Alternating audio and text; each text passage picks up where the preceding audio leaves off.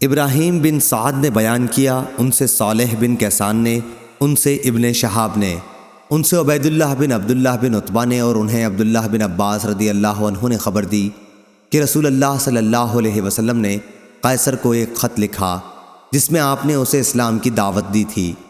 وحیہ کلبی رضی اللہ عنہ کو آپ نے مکتوب دے کر بھیجا اور انہیں حکم دیا تھا کہ مکتوب بصرہ کے گورنر کے حوالے کر دیں، وہ اسے قیصر تک پہنچا دے گا۔ جب فارس کی فوج اس کے مقابلے میں شکست کھا کر پیچھے ہٹ گئی تھی اور اس کے ملک کے مقبوضہ علاقے واپس مل گئے تھے، تو اس انعام کے شکرانے کے طور پر جو اللہ تعالیٰ نے اس کا ملک اسے واپس دے کر اس پر کیا تھا، ابھی قیصر حمص سے ایلیا بیت المقدس تک پیدل چل کر آیا تھا۔ جب اس کے پاس رسول اللہ صلی اللہ علیہ وسلم کا نامہ مبارک پہنچا اور اس کے سامنے پڑھا گیا تو اس نے کہا کہ اگر ان حضرت صلی اللہ علیہ وسلم کی قوم کا کوئی شخص یہاں ہو تو اسے تلاش کر کے لاؤ، تاکہ میں اس رسول صلی اللہ علیہ وسلم کے متعلق اس سے کچھ سوالات کروں۔ صحیح بخاری حدیث نمبر 2940۔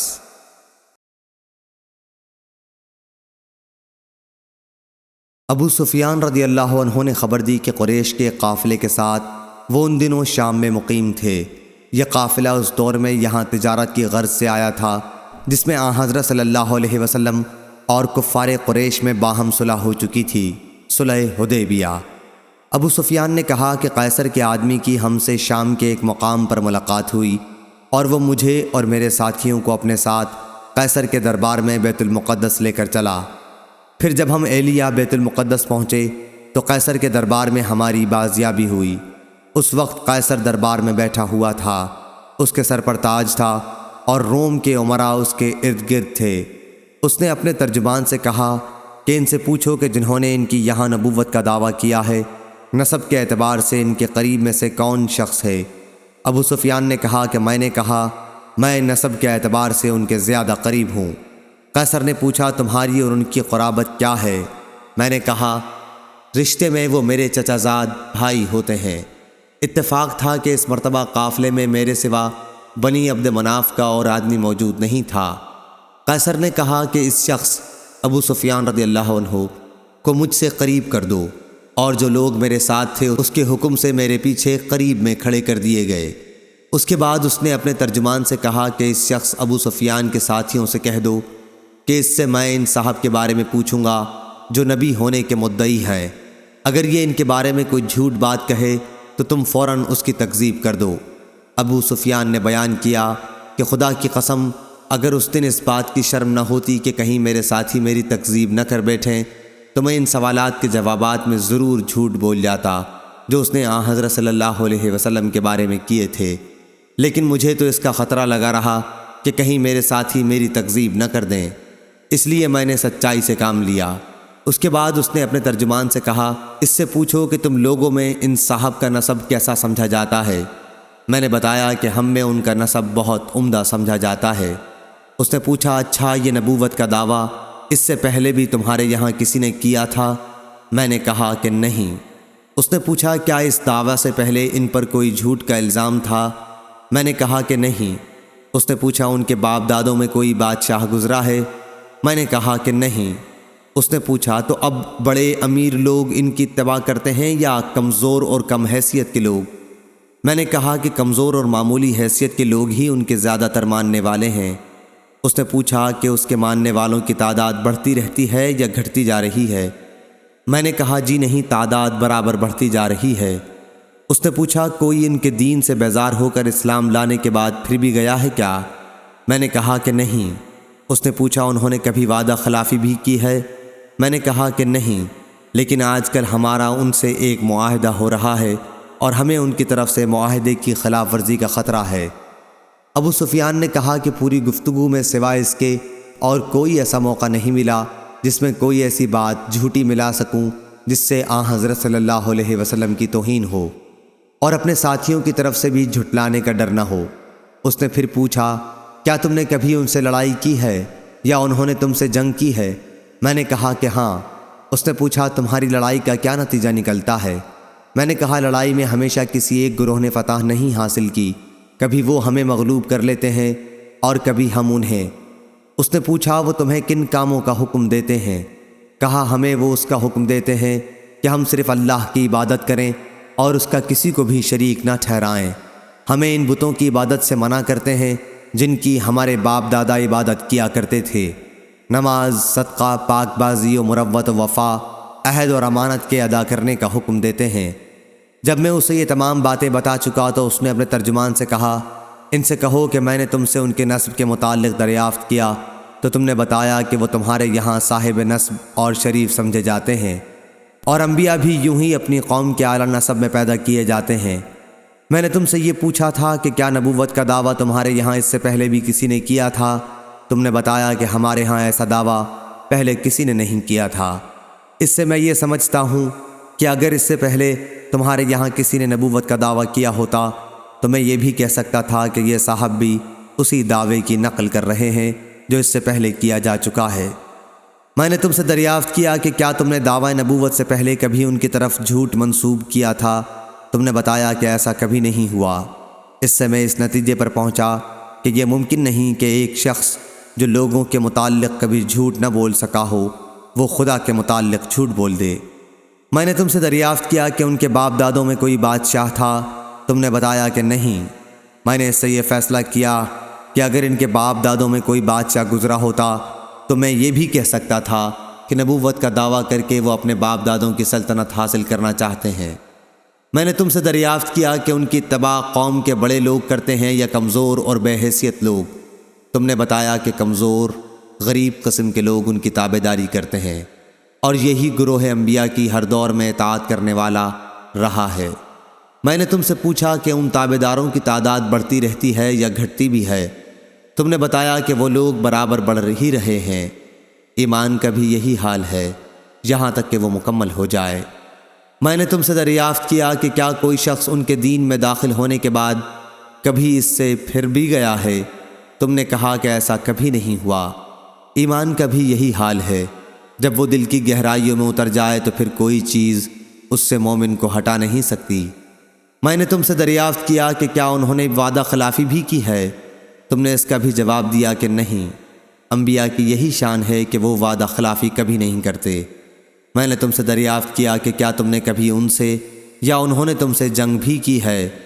تم نے بتایا کہ ایسا ہوا ہے، اور تمہاری لڑائیوں کا نتیجہ ہمیشہ کسی ایک ہی کے حق میں نہیں گیا، بلکہ کبھی تم مغلوب ہوتے ہو اور کبھی وہ۔ انبیاء کے ساتھ بھی ایسا ہی ہوتا ہے، وہ امتحان میں ڈالے جاتے ہیں لیکن انجام انہی کا بہتر ہوتا ہے۔ میں نے تم سے دریافت کیا کہ وہ تم کو کن کاموں کا حکم دیتے ہیں؟ تم نے بتایا کہ وہ ہمیں اس کا حکم دیتے ہیں کہ اللہ کی عبادت کرو، اس کے ساتھ کسی کو شریک نہ ٹھہراؤ، اور تمہیں تمہارے ان معبودوں کی عبادت سے منع کرتے ہیں جن کی تمہارے باپ دادا عبادت کیا کرتے تھے۔ تمہیں وہ نماز، صدقہ، پاک بازی، وعدہ وفائی اور ادائے امانت کا حکم دیتے ہیں۔ اس نے کہا کہ ایک نبی کی یہی صفت ہے۔ میرے بھی علم میں یہ بات تھی کہ وہ نبی مبعوث ہونے والے ہیں، لیکن یہ خیال نہ تھا کہ تم میں سے وہ مبعوث ہوں گے۔ جو باتیں تم نے بتائیں اگر وہ صحیح ہیں تو وہ دن بہت قریب ہے جب وہ اس جگہ پر حکمران ہوں گے جہاں اس وقت میرے دونوں قدم موجود ہیں۔ اگر مجھے ان تک پہنچ سکنے کی توقع ہوتی تو میں ان کی خدمت میں حاضر ہونے کی پوری کوشش کرتا، اور اگر میں ان کی خدمت میں موجود ہوتا تو ان کے پاؤں دھوتا۔ ابو سفیان نے بیان کیا کہ اس کے بعد قیصر نے رسول اللہ کا نام مبارک طلب کیا اور وہ اس کے سامنے پڑھا گیا۔ اس میں لکھا ہوا تھا، ترجمہ: شروع کرتا ہوں اللہ کے نام سے جو بڑا ہی مہربان نہایت رحم کرنے والا ہے۔ یہ خط ہے محمد اللہ کے بندے اور اس کے رسول کی طرف سے روم کے بادشاہ ہرقل کی طرف۔ اس شخص پر سلامتی ہو جو ہدایت قبول کر لے۔ اما بعد، میں تمہیں اسلام کی دعوت دیتا ہوں۔ اسلام قبول کرو، تمہیں بھی سلامتی و امن حاصل ہوگی، اور اسلام قبول کرو، اللہ تمہیں دوہرا اجر دے گا۔ ایک تمہارے اپنے اسلام کا اور دوسرا تمہاری قوم کے اسلام کا جو تمہاری وجہ سے اسلام میں داخل ہوگی۔ لیکن اگر تم نے اس دعوت سے منہ موڑ لیا تو تمہاری رعایا کا گناہ بھی تم پر ہوگا۔ اور اے اہل کتاب، ایک ایسے کلمے پر آ کر ہم سے مل جاؤ جو ہمارے اور تمہارے درمیان ایک ہی ہے، یہ کہ ہم اللہ کے سوا اور کسی کی عبادت نہ کریں، نہ اس کے ساتھ کسی کو شریک ٹھہرائیں، اور نہ ہم میں سے کوئی اللہ کو چھوڑ کر آپس میں ایک دوسرے کو پروردگار بنائے۔ اب بھی اگر تم منہ موڑتے ہو تو اس کا اقرار کر لو کہ اللہ تعالیٰ کے واقعی فرما بردار ہم ہی ہیں۔ ابو سفیان نے بیان کیا کہ جب ہرقل اپنی بات پوری کر چکا تو روم کے سردار اس کے ارد گرد جمع تھے۔ سب ایک ساتھ چیخنے لگے اور شور و غل بہت بڑھ گیا۔ مجھے کچھ پتہ نہیں چلا کہ یہ لوگ کیا کہہ رہے تھے۔ پھر ہمیں حکم دیا گیا اور ہم وہاں سے نکال دیے گئے۔ جب میں اپنے ساتھیوں کے ساتھ وہاں سے چلا آیا اور ان کے ساتھ تنہائی ہوئی تو میں نے کہا کہ ابن ابی کبشہ مراد حضور اکرم صلی اللہ علیہ وسلم سے ہے کا معاملہ بہت آگے بڑھ چکا ہے۔ بنو الاسفر رومیوں کا بادشاہ بھی اس سے ڈرتا ہے۔ ابو سفیان نے بیان کیا کہ اللہ کی قسم مجھے اسی دن سے اپنی ذلت کا یقین ہو گیا تھا اور برابر اس بات کا بھی یقین رہا کہ حضرت صلی اللہ علیہ وسلم ضرور غالب ہوں گے، یہاں تک کہ اللہ تعالیٰ نے میرے دل میں بھی اسلام داخل کر دیا، حالانکہ پہلے میں اسلام کو برا جانتا تھا۔ صحیح بخاری حدیث نمبر 2941۔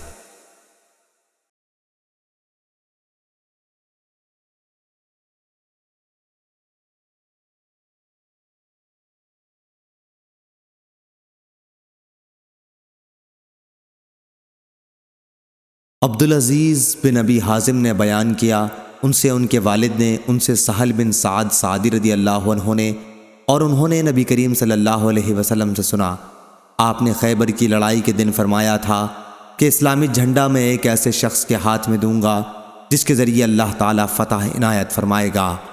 اب سب اس انتظار میں تھے کہ دیکھیے جھنڈا کسے ملتا ہے۔ جب صبح ہوئی تو سب سرکردہ لوگ اسی میدان میں رہے کہ کاش انہی کو مل جائے، لیکن حضرت صلی اللہ علیہ وسلم نے دریافت فرمایا، علی کہاں ہیں؟ عرض کیا گیا کہ وہ آنکھوں کے درد میں مبتلا ہیں۔ آخر آپ کے حکم سے انہیں بلایا گیا۔ آپ صلی اللہ علیہ وسلم نے اپنا لعاب دہن مبارک ان کی آنکھوں میں لگا دیا اور فوراً ہی وہ اچھے ہو گئے، جیسے پہلے کوئی تکلیف ہی نہ رہی ہو۔ حضرت علی رضی اللہ عنہ نے کہا کہ ہم ان یہودیوں سے اس وقت تک جنگ کریں گے جب تک یہ ہمارے جیسے مسلمان نہ ہو جائیں، لیکن حضرت صلی اللہ علیہ وسلم نے فرمایا، ابھی ٹھہرو، پہلے ان کے میدان میں اتر کر انہیں تم اسلام کی دعوت دے لو اور ان کے لیے جو چیزیں ضروری ہیں ان کی خبر کر دو، پھر وہ نہ مانے تو لڑنا۔ اللہ کی قسم اگر تمہارے ذریعے ایک شخص کو بھی ہدایت مل جائے تو یہ تمہارے حق میں سرخ اونٹوں سے بہتر ہے۔ صحیح بخاری حدیث نمبر 2942۔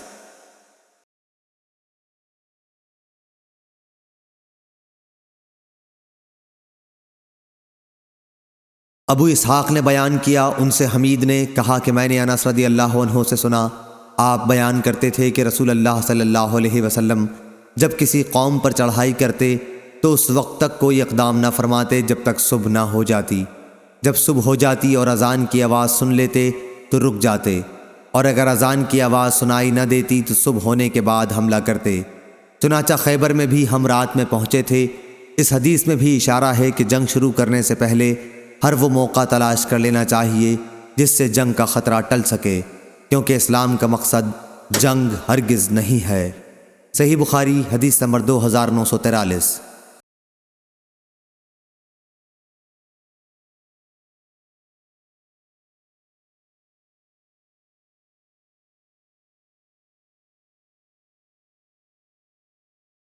عبداللہ بن مسلمہ نے بیان کیا، ان سے امام مالک نے، ان سے حمید نے اور ان سے انس رضی اللہ عنہ نے کہ رسول کریم صلی اللہ علیہ وسلم رات میں خیبر تشریف لے گئے، اور آپ کی عادت تھی کہ جب کسی قوم تک رات کے وقت پہنچتے تو صبح سے پہلے ان پر حملہ نہیں کرتے تھے۔ جب صبح ہوئی تو یہودی اپنے پھاوڑے اور ٹوکرے لے کر باہر کھیتوں میں کام کرنے کے لیے نکلے۔ جب انہوں نے اسلامی لشکر کو دیکھا تو چیخ پڑے، محمد واللہ محمد، لشکر سمیت آ گئے۔ اس پر نبی کریم صلی اللہ علیہ وسلم نے فرمایا، اللہ کی ذات سب سے بڑی ہے، اب خیبر تو خراب ہو گیا کہ جب ہم کسی قوم کے میدان میں مجاہدانہ اتر آتے ہیں تو کفر سے ڈرائے ہوئے لوگوں کی صبح منحوس ہو جاتی ہے۔ صحیح بخاری حدیث نمبر 2945۔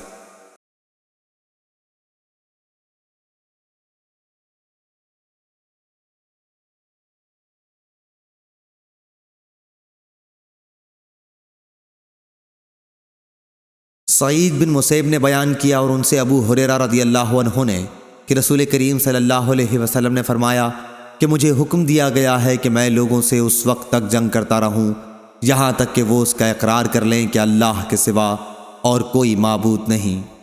پس جس نے اقرار کر لیا کہ اللہ کے سوا اور کوئی معبود نہیں تو اس کی جان اور مال ہم سے محفوظ ہے، سوا اس حق کے جس کی بنا پر قانوناً اس کی جان و مال زد میں آئے، اور اس کا حساب اللہ کے ذمے ہے۔ اس کی روایت عمر اور ابن عمر نے بھی نبی کریم صلی اللہ علیہ وسلم سے کی ہے۔ صحیح بخاری حدیث نمبر 2946۔